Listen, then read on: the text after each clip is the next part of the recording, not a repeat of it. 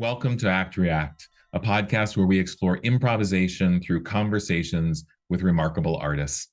I'm the host, Daniel Burkholder, a dance artist based in Milwaukee, Wisconsin, the ancestral and unceded lands of the Ho-Chunk, Menominee, and Potawatomi peoples. And in this episode, I have the pleasure of sharing my conversation with Elena Day.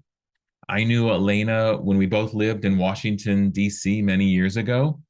Since then, she's moved all over the world, done some really amazing things, and is truly one of the most creative people I have ever known.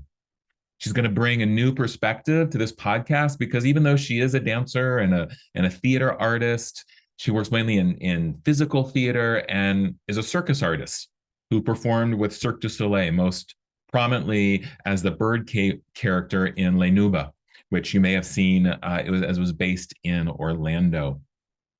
So I'm really excited to get her perspective on improvisation and kind of dig into that a little bit. So here's a little bit about Elena. Elena Day is a physical theater teacher and director, currently the pro-track director and head of physical theater at the New England Center for Circus Arts, NECA, in Brattleboro, Vermont. Elena explores how play, presence, mass technique, and creativity intertwine as she supports the next generation of circus artists to reach their highest performance potential. A graduate of L'École Internationale de Théâtre Jacques Lecoq in Paris, Elena has performed with Cirque du Soleil and Cirque Mechanics, directed and movement-directed award-winning shows, and taught physical theater, including clowning and Lecoq technique, to people of all ages and backgrounds.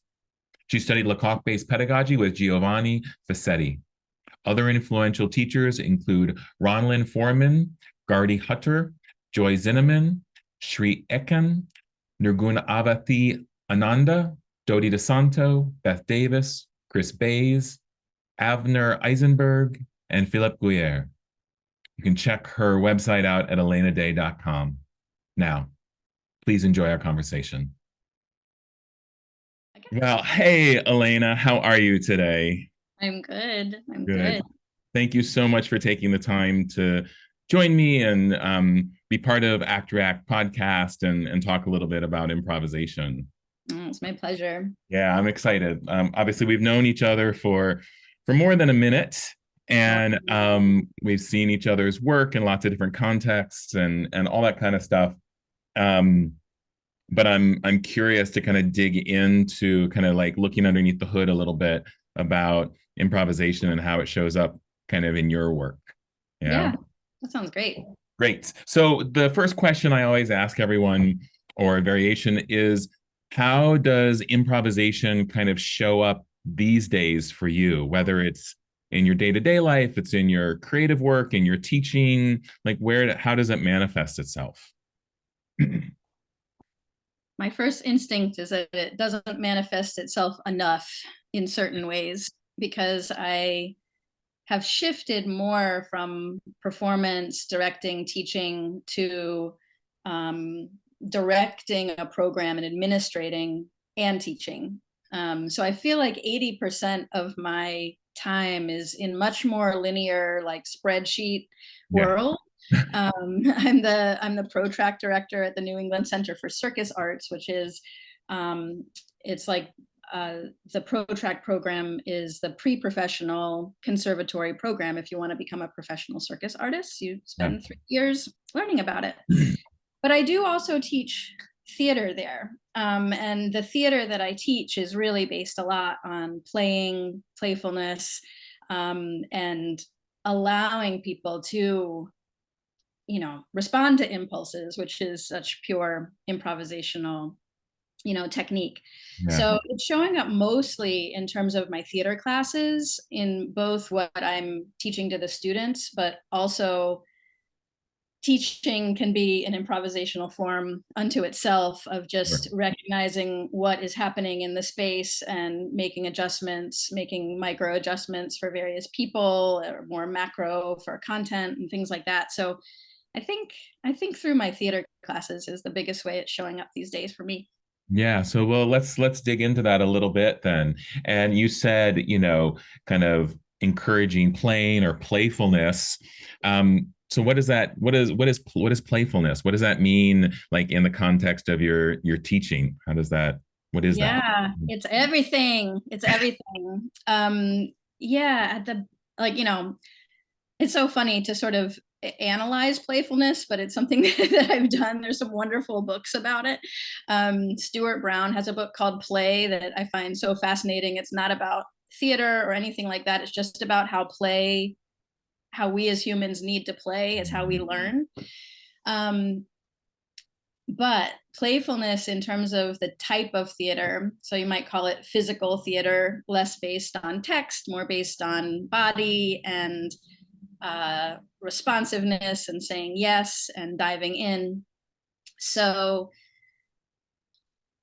for my first year students, these are athlete artists, right? They're not theater people, they're not dance people. I mean, some might be, but they're there for this other reason. So I find that I start with really the concept of play as the baseline. And the elements that I try to bring out have to do with responding to your own impulses, seeing and actually seeing and responding to what is happening really, instead of an idea of something. Simple and yet foundational ideas of just give and take, action and reaction. I do something, you do something, and how do we build something off of that? Mm-hmm.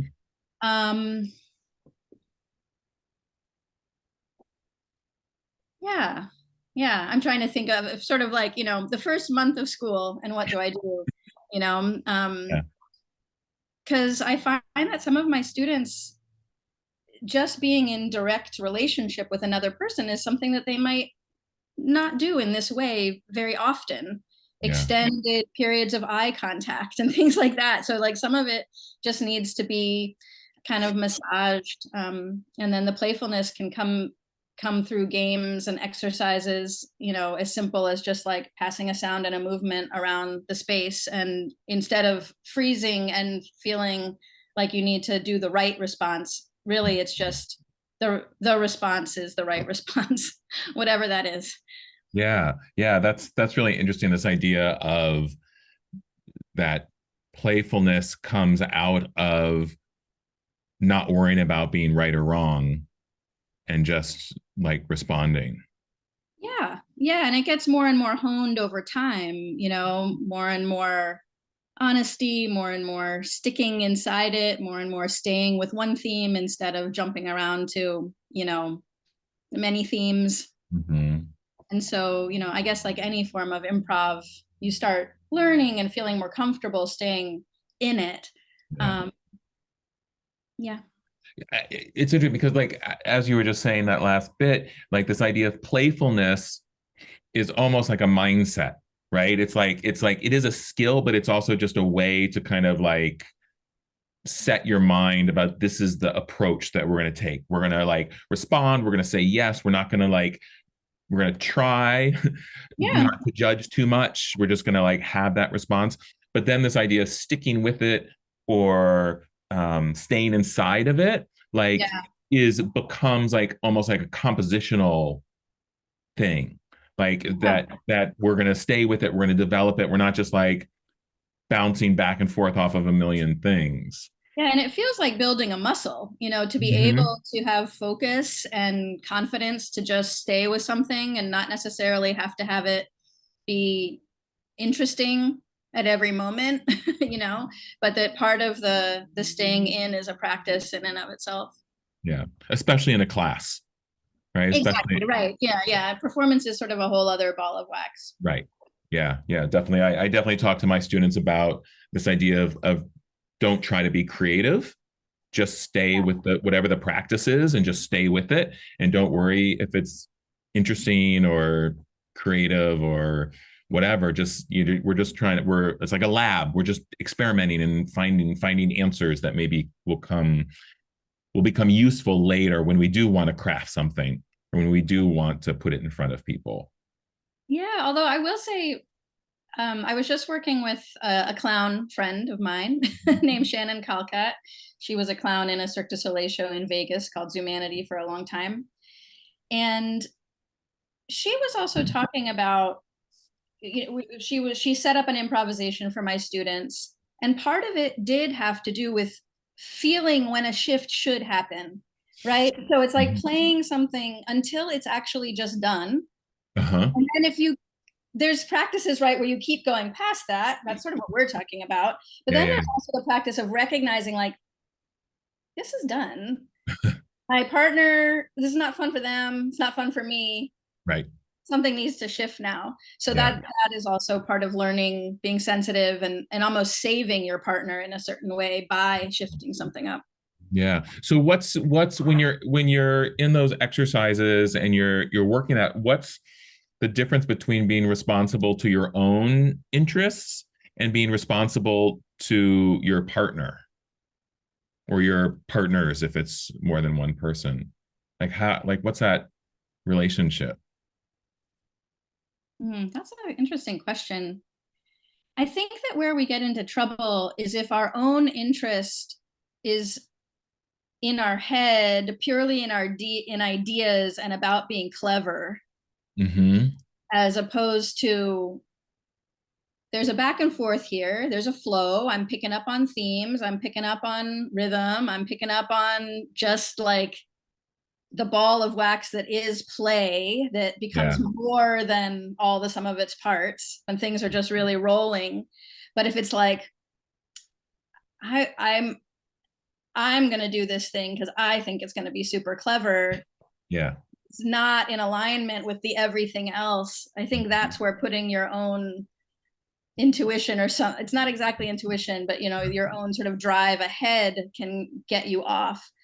Yeah. If you're just sort of listening to instincts and following them, and it's just sort of a tennis match. It's a dance. It's like, I'm going, you're going, I'm going, you're going, I am listening. And partly it's your partner also being ready to like get that ball out from left field, run and grab it, because like, sure, why not? Yeah, yeah, definitely. I mean, it relates back to what you said earlier of actually seeing what's happening. Exactly. Yeah, as opposed to having the idea of what's happening. It's all about being present. Mm. How do you develop that? How do you develop that in your students? I mean, you could sit and meditate for a while or whatever, but there's other ways of doing, like, what are some of the ways that you encourage that, teach that, help develop that, point them in that direction? Um, Yeah. Sometimes it's like tricking ourselves through games, because sometimes if you ask a bunch of people to play red light, green light, very few of them will not be in the present moment. They mhm. almost immediately will be like, I'm ready. Now I'm doing this. Now I'm doing that. And Right. like that's a child's game, Yeah. but that's the same feeling that we engender with other. Sometimes we actually do play that, and then we can mold it to be more Right. theatrically minded. But that's kind of the feeling, you know, um, is putting ourselves in these situations that trick us into being in the present moment. Hmm. I mean, it could be moving in different ways that just kind of get you out of your head and into your body and let your nervous system kind of like come into the present moment in a certain way. Um, I think sometimes playing with sort of rhythm and timing can help, doing things a little more quickly. Like even, there's the classic like, so it was sort of I think it was a joke going around for a while during the pandemic of like, theater teachers asking people to just like walk in the space. Like, let's all just walk in the space, start by walking in the space. But even that, like lifting energy up, out, moving a little bit faster, kind of Hmm. can click you into from a like little bit more passive, I'm in myself, to something a little bit more present. I'm out, I'm seeing what's around me, I'm seeing the people that are in the space, I'm orienting, I'm seeing the space itself. So, there's many exercises and games and things like that, and movement practices that can just kind of help bring you into presence. Yeah, it's really interesting because as you're talking, like I'm thinking about like this dual meaning almost one, or this dual kind of pathways, because there's one, like I joked about meditating, but there is that practice of more meditative practices, whether it's actually sitting and meditating, or like doing Feldenkrais, or doing different kinds of things that really do bring you inside to be more fully present with yourself. Yeah. And then some of the things that you're saying, like even the red light, green light, it's bringing you into the present moment by giving you a goal or something to focus on. Like, like, and even just walking around the room, walking faster ups the ante, because running into someone or everyone's a little less predictable than if we're all just kind of like, you Yeah. know, strolling. But it creates Yeah. like, oh, I got to pay attention. Like there's a paying attention that Yeah. kind of brings it out. Yeah. And I do think that some of the inner practices can be super helpful. And even sometimes at the beginning, we're all like running around and, driving from one studio to another. And sometimes people arrive, kind of like this. And, sometimes just like tuning in for a moment, like, okay, here we are, Mhm. can be really nice. At the same time, the background that I come from at the Jacques Lecoq school, he was very much into what are we putting into the space outside us? Mhm. What do we see outside us that we can reflect in our body and then put back outside us again? There was almost no ooey gooey internal, I'd say really almost none. Yeah. Like Yeah. that Yeah. just Yeah. was not part of it. Even the way that we did our warm-ups, like a physical warm-up that could be seen as just calisthenic. It's not just I'm moving my body in this way. It's I'm relating to the space around me as I move my body in this way. So it Mhm. was just always the practice of it was more going out. Yeah. Yeah, interesting. Do you pull a lot? Is that where a lot of what you do with your students comes from that training, or is it a mix of things? Or It's a total mix, but it's such a huge part of my background. yeah, I think I do what many veteran teachers do, mix it all up, the salad of everything we've learned over the last 30 years. sure. But it was definitely, I looked to his underlying structure of what he called the territories that the different sort of sections at his school, of so clowning would be a territory, buffon is a territory, tragedy, but he had it super consciously organized so that everything really layered. And so I Mhm. find that I borrow from that a lot. I borrow from the you know the ideas in his practices, because they relate, many of them really relate a lot to circus. Uh-huh. Yeah, yeah, sure. Yeah. um, for example, he did something called identifications. So like I was talking about looking outside yourself, Mhm. identifications are basically moving with the force and the rhythm and the space of everything in nature.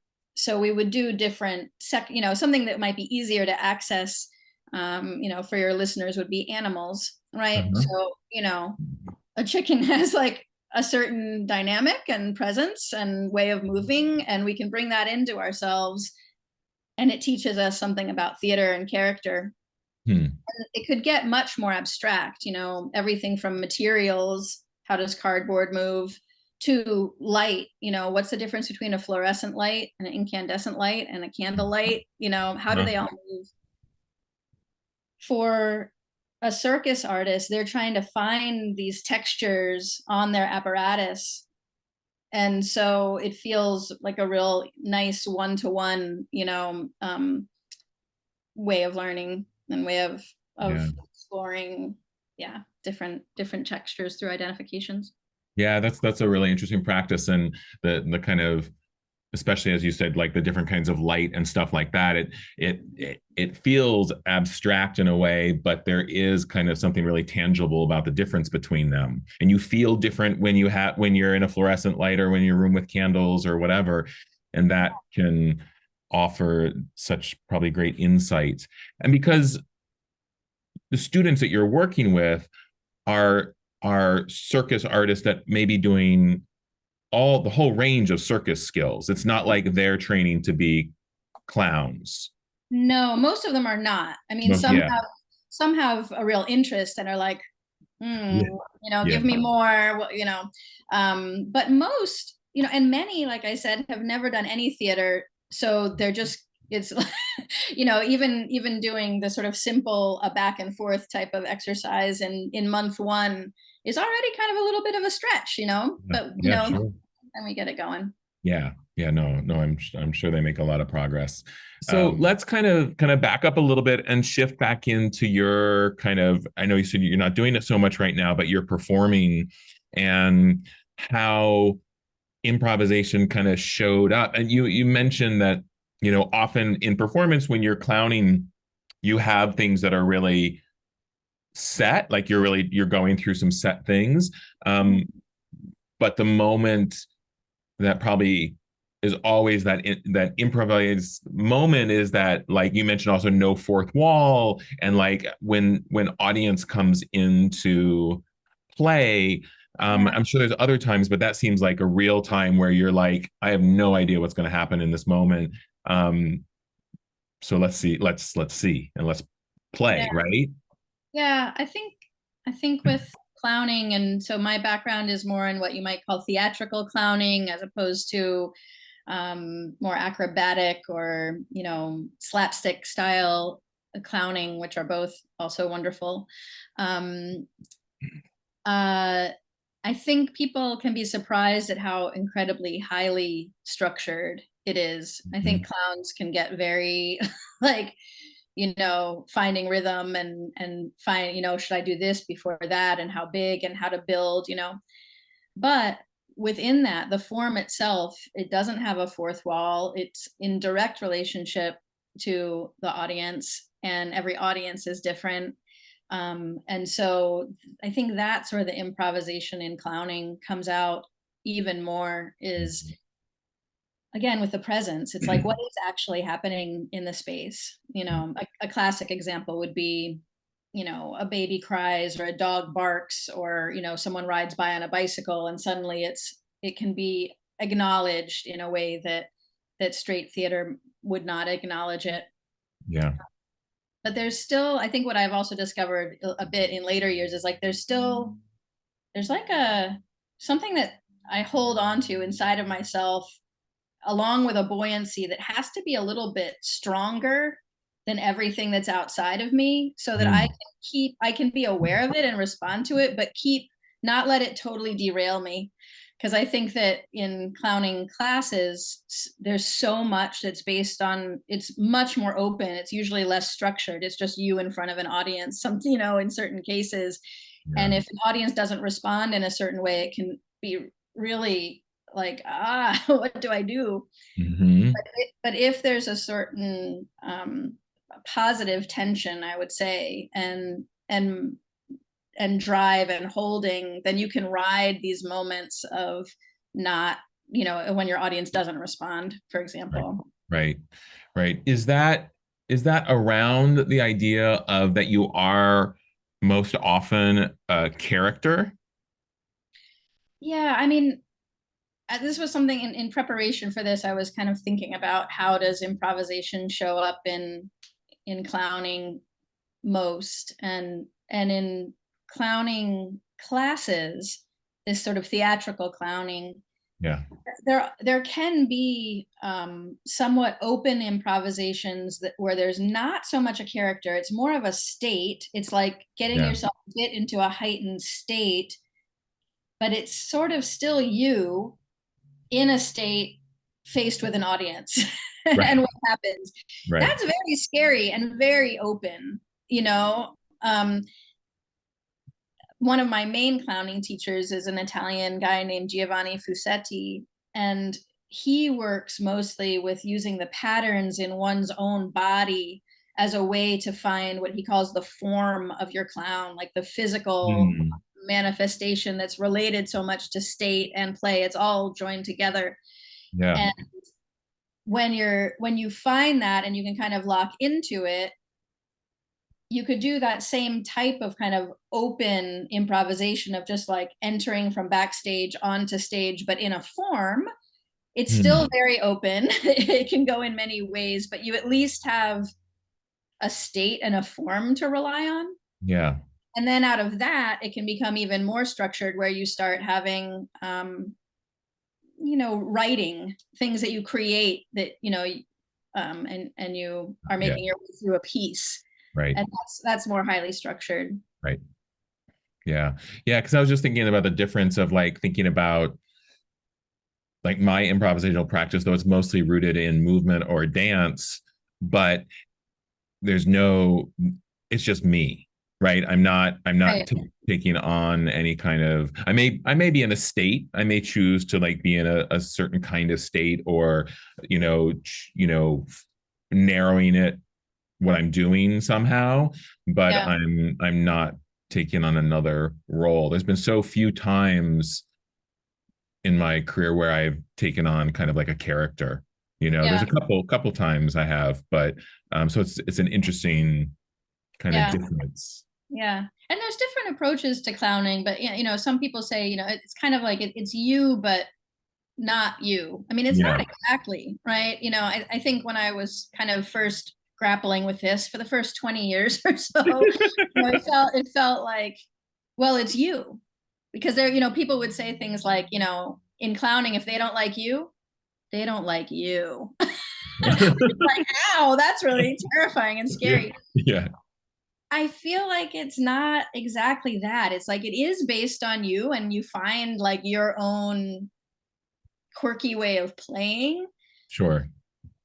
But again, I feel like there's a little bit more of a drive and a holding and a state that elevates it or amplifies it to something it's different. It's not just playing yourself. It is a Mhm. character. It is a Yeah. character.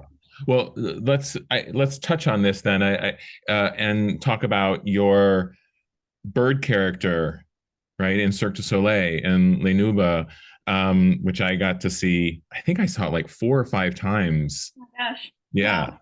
I mean, because I went and saw it like when it first opened, I think, and of course my parents lived down there, so then we went as a family, and we just went a number of times. I remember once I was there and there was some power outage or something, Wow. and the guy who was doing the tightrope, he was Yeah. like in the middle of this tightrope, and everything went black, and then the fluorescence came on Oh my God. because everything, and he was like standing there on the But tightrope. thank God he had his safety Yeah, harness. he was Um, fine. I mean, he didn't fall or anything, but it yeah, was a moment of, that's intense. yeah, It's amazing. I don't even remember that. I don't know sure. why. Yeah. But Well, yeah, because how many shows did you do? we Yeah. did 470 shows a year, and I was in it for over 5 years. Yeah. So, yeah, a lot of things probably happened. So, thinking about character, and because in that production, you had a really specific character, the bird Mhm. character, and I mean, interesting maybe hear how that developed. I think I've heard a little bit before, but just how that character evolved through the creative process, and then also kind of what was it like to be doing that same work that many times, and how did you keep it interesting? Yeah, right. So like three questions. So like, how did Yeah, it evolve? yeah, Um, how do you, what's it like to play something so much? And then how do you keep it fresh? yeah. I'll start with the last one in a way because I had taught a play class. Sometimes they call it jeu, which is just French for play, Okay. in to a cast of another Cirque du Soleil show. And at the end, this wonderful juggler was like, "These are great. It's super fun to do these kind of workshops, but I don't know." Then I go back to it, and it's just because there is that repetitive nature, which is part, the second level of your question is like, what's it like to do it over and over? Yeah. It can be really challenging. And so I actually pulled together, and it just resurfaced, which is why it's on my mind. So I kind of created an article called "Keeping It Fresh," where I just asked a bunch of people from all different types of performing arts, like, how do you keep it fresh when you're doing the same thing over and over? If you're a songwriter and you're singing the same song, I wonder about that when, the Rolling Stones, it's like, if they don't sing Satisfaction, I'm not going to be satisfied. And I'm Right. paying $300 for a ticket, so like, how do you bring your presence back into something that you've done over and over? So I have lots of ideas around that. Sorry, now I'm all fractured. I want to go in 3 directions at once. So I guess the keeping it fresh part, a lot of people did bring it back to presence, like, keep your focus on your partners, keep your focus on the audience, keep your focus on anything that's super tangible, like your own breath, or, because if you don't, it's so easy to be like, grocery list, laundry, pick up kid from school, Right. But yeah, I can send you that article if you'd like. In terms of the creation of the character, it's interesting because we were talking about, what's based on yourself, what's based on something else. And the director of the show I was in was named Franco Dragone. And the way that he worked is that he really just wanted to see what was super unique about each individual. Mm-hmm. He would just like put on music, bring us out to the stage, and he'd say like, new food, and you just had to like go up and do something, generate this sort of food of movement and or ideas, and he would just like home in on, does this work, does it not, what's unique. And my process was actually pretty hard. I was not sure if I was kind of gonna make it. It was like the show was getting closer and I kind of still didn't have a character. And so one day he just, we had tried many things, including like a ringmaster wearing leather pants and having a whip. And he was just like, we cannot lie to the audience, because I was not that kind of high status character. And it was like, come in tomorrow as a mischievous elf or a bird. So I just went home, and because of my training at the Lecoq School, we had to generate every week some kind of act. I was really used to having to generate and come up with ideas. So I just went home and I basically created a silhouette, a costume silhouette. In fact, you can't really see it. Like up there in the corner is a little head.